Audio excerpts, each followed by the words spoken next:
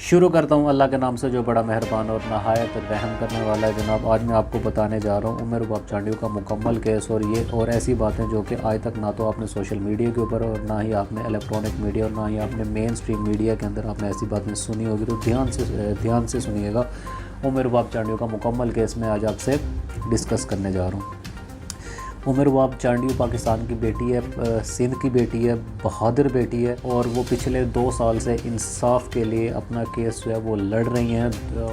अब मैं आपको वाक़या जो है बताने जा रहा हूँ कि एक्चुअल वाक़या हुआ क्या था, और इस केस का मैं टोटल आपको केस भी बताऊँगा और टोटल बैकग्राउंड भी बताऊँगा कि उमर बाप चांडियो की फ़ैमिली बेसिकली क्या थी। तो कहीं ना कहीं पे केस में हेरा फेरी भी है, तो वो भी सुनिएगा। 17 जनवरी 2018 को सुबह 9 बजे ज़िला दादू मीर शहर के थाने से चंद कदमों के फासले पर उमर बाप के घर के बाहर एक गाड़ी के अंदर 3 अफराद आते हैं और वो जो शख्स है उनके नाम मैं आपको बताता चलूँ। एक ग़ुलाम मुर्तज़ा साहब थे, ग़ुलाम कादिर और सिकंदर चांडियो। ये 3 शख्स उस गाड़ी के अंदर सवार थे और उन्होंने आके उमर बाप के घर के बाहर आकर फायरिंग करना शुरू कर दी। और उस फायरिंग के नतीजे में उमर बाप चांडियो के जो वालिद साहब थे मुख्तियार चांडियो, वो ज़ख्मी हुए और वो ज़ख्मी हालत में अपने घर में गए और घर में फायरिंग का तबादला होना शुरू हो गया। मतलब ये है कि उमर बाप के घर के अंदर से और उमर बाप के घर के बाहर से दोनों साइड से फायरिंग हो रही है। और उमर बाप के वालिद को पेट में गोलियां लगीं और उमर बाप के दादा को सीने के अंदर गोलियां लगीं और दोनों मौके पर हलाक हो गए। और उमर बाप के चाचा जो थे काबिल चांडियो, वो साथ एक शॉप में मौजूद थे और उन्होंने जब फायरिंग की आवाज़ सुनी तो वो दौड़ते हुए आए और वो भी फायरिंग में मारे गए।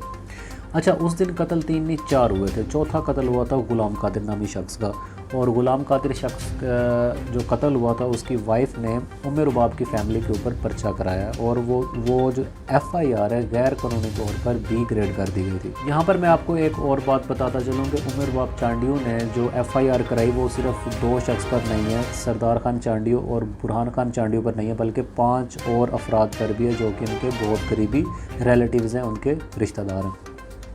और अगर मैं अब आपको उमर बाप की फ़ैमिली का पस मंज़र बताऊं तो उमर बाप के जो दादा साहब थे करमुल्ला चांडियो साहब, इनकी कहानी शुरू होती 1984 के अंदर। 1984 के अंदर करमुल्ला चांडियो जो थे इन्होंने अपने कज़न रिलेटिव जो हैं याकूब डाकू, इनके साथ मिलकर 1984 के अंदर एक गाँव के ऊपर हमला किया था, आला डीनू नामी गाँव के ऊपर, और 13 अफराद को वहाँ पर हलाक किया था। और 1984 के अंदर करमुल्ला चांडियो के ऊपर 15 कत्ल के केसेस हैं, 15 मर्डर केसेस थे। और अगर मैं आपको थोड़ा सा तारुफ जो है कराता चलूँ याकूब डाकू का, तो ये वो वाली हस्ती थी जिन्होंने 1986 के अंदर सखर जेल के ऊपर अटैक किया था और 38 अपने साथियों को वहाँ से रिहा करवाया था।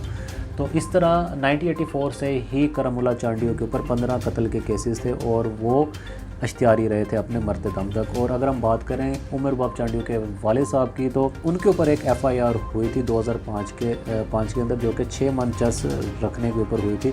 तो वो भी अपने इस मरते दम तक इस केस के अंदर अश्तियारी रहे थे।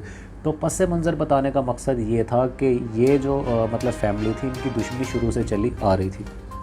जबकि उमर बाप चांडियो का जो मौक़िफ़ है वो ये है कि मेरे वालिद साहब जो थे वो सरदारी सिस्टम के ख़िलाफ़ एक कैंपेन को चला रहे थे। इसी वजह से सरदार खान चांडियो ने और बुरहान खान चांडियो ने मेरे बाबा का कत्ल कराया। तो ये उमर बाप फैमिली का जो था पस मंज़र आपको बताना ज़रूरी था, ताकि आपको पता चले कि उनकी दुश्मनी जो थी वो शुरू से चली आ रही थी। अब सारा केस मैंने आपके सामने रख दिया है कि 1984 से लेकर और मरते दम तक करमुल्ला चांडियो के ऊपर भी काफ़ी केसेस थे।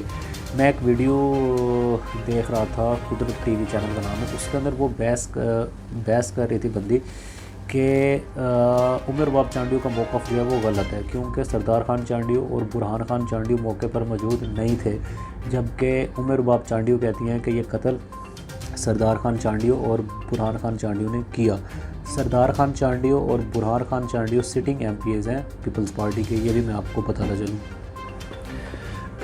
मैं उससे इख्तिलाफ़ करूँगा, क्योंकि कभी भी उमर बाप चांडियो ने ये नहीं कहा कि सरदार खान चांडियो ने और बुरहान खान चांडियो ने कत्ल किया। उन्होंने कहा है कि कत्ल कराया।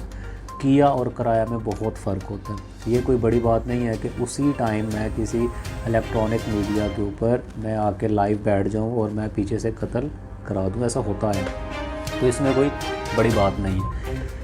اچھا، یہ سارا قصہ آپ نے سن لیا، اب آپ بتائیں کہ یہ کہانی کیا ہے، کیونکہ آپ کو یہ بھی پتہ ہوگا کہ عمر باب چانڈیو نے آج سے کچھ عرصہ پہلے ثاقب نثار کی گاڑی روکی تھی، ہمارے سابقہ چیف جسٹس صاحب جو تھے ان کی گاڑی روکی تھی اور انصاف کا مطالبہ کیا تھا، اور یہ بھی آپ کو پتہ ہوگا کہ عمر باب چانڈیو ننگے پاؤں جو ہیں وہ عدالتوں میں جاتی ہیں انصاف کے لیے۔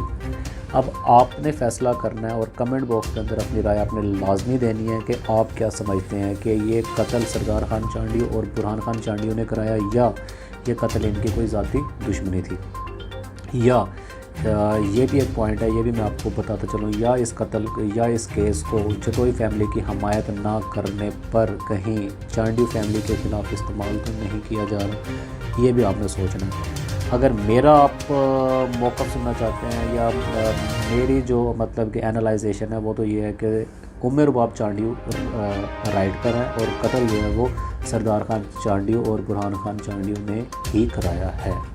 میری آبزرویشن یہی کہتی ہے اب تک، میں بھی پاسبلٹی ہے کیونکہ ابھی آگے ایویڈنس، کیونکہ یہ جو نیوز ہوتی ہے نا یہ آتی ہے سٹیپ بائی سٹیپ، ٹھیک ہے، میں بھی پاسبلٹی ہے کل کوئی ایسی مطلب نیوز آ جائے یا کوئی ایویڈنس آ جائے میرے ہاتھ میں تو مجھے پتہ چلے کہ نہیں، میں اپنی پچھلی ویڈیو میں نے جو ہے غلط کہا تھا، لیکن ابھی تک جو ہے وہ میرا موقف اور میری تھنکنگ، میرا اینالائزیشن جو ہے وہ یہی کہتا ہے کہ عمر باب چانڈیو پاکستان کی بیٹی، سندھ کی بیٹی جو ہے وہ رائٹ پر ہیں، اور یہ قتل جو ہے وہ سردار خان چانڈیو اور برہان خان چانڈیو نے کرایا۔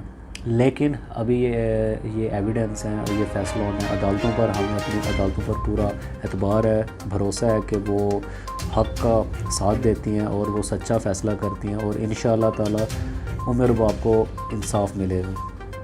اپنا خیال رکھیے گا، انشاءاللہ تعالی نیکسٹ ویڈیو میں ملیں گے، اپنا خیال رکھیے گا، اللہ حافظ۔